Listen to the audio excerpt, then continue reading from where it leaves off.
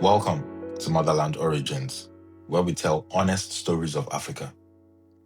If I told you to close your eyes for a minute and picture the continent of Africa, what would you see? If the images that came to mind are somewhat unsanitary, I wouldn't exactly blame you. After all, fabricated history and modern media feed the narrative that Africa is filled with barbarians and savages. So it would make sense that these savages know little to nothing about sanitation and personal hygiene.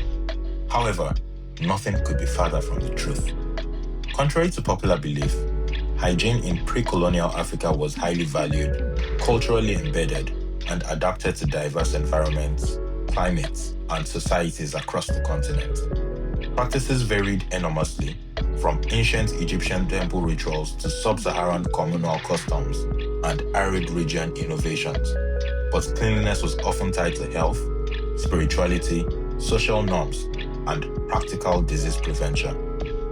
Today, we will be exploring some of the ways through which our ancestors practiced sanitation and hygiene within their cultural and technological limits at the time. In pre-colonial Africa, bathing was routine and often daily or ritualistic where water was available. Ancient Egyptians, also known as Kemets at the time, exemplified advanced practices. Priests bathed up to 4 times daily using natron, a natural mineral salt mixed with animal fat for a cleansing paste. They shaved heads and bodies, wore breathable linen, and applied oils infused with moringa, castor, or lotus. Royals and others took beauty baths with aromatic oils and spices. Servants smeared oils on the body, soaked in warm water, then scraped it off as a form of exfoliation. In sub-Saharan societies, practices were resource adapted. The Dinka people from modern-day South Sudan had men bathe in cattle urine for its antiseptic and mosquito-repellent properties, while women used water from the Nile River. Men also smeared ash from burnt cow dung as sunblock and deodorant.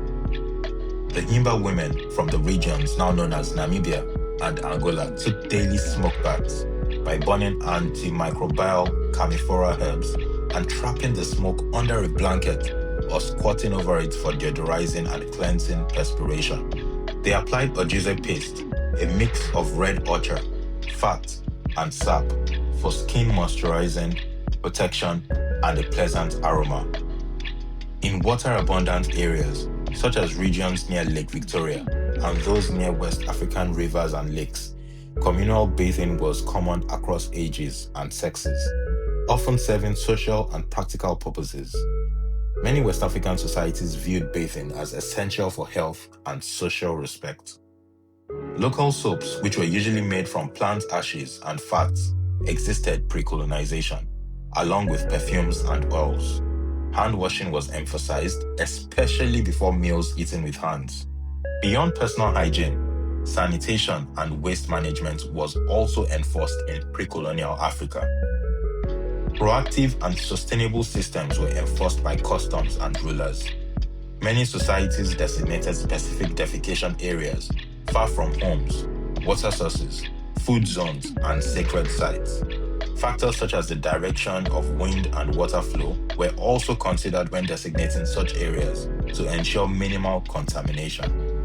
Bush toilets and communal pits were dug, covered with ash, soil, or leaves to control odor and flies, while also allowing decomposition. This was an example of ecological sanitation, a concept being practiced today, being adopted long before contact with Europeans.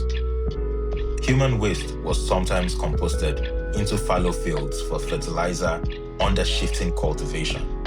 Taboos, both spiritual and communal, strictly prohibited polluting rivers, shrines, or homes, with sanctions for violations.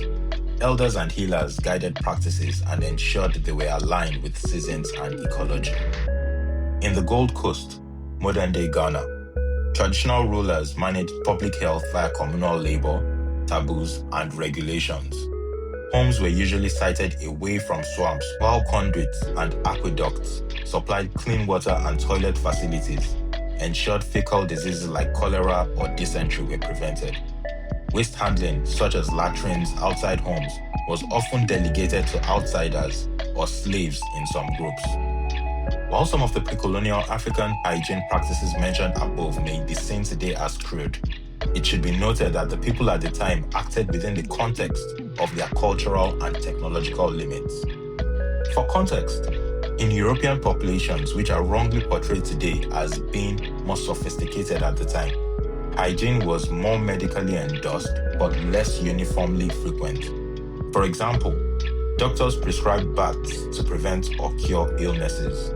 Advice literature recommended washing hands, face, mouth, and head daily, usually upon rising and before meals. Full baths were usually recommended on an at least weekly basis for many. Europe also struggled more with urban sanitation. Waste was frequently dumped in streets, rivers, or cesspits, a major contribution to plagues and parasites, while rivers doubled as laundry and waste sites. Rural areas fared better with pits, but cities like medieval Paris or London had notorious filth and no widespread sewer systems until later centuries. Africa's taboo and designation-based systems were often more preventive and sustainable, resulting in reduced contamination risks. In short, pre-colonial Africa did not lack hygiene and sanitation. Rather, it often integrated it deeply into cosmology, daily life, and governance. While modern standards may dwarf earlier hygiene and sanitation practices, those practices were pretty commendable for that time, and innovations back then laid the groundwork for modern-day advancements. So, once again, close your eyes and for a minute, picture the continent of Africa. I hope the images your mind conjures are now dissociated from filth and dirt. If you enjoyed this episode of Motherland Origins, make sure to like and share our videos while subscribing to our various social media platforms. Thank you for watching. See you soon.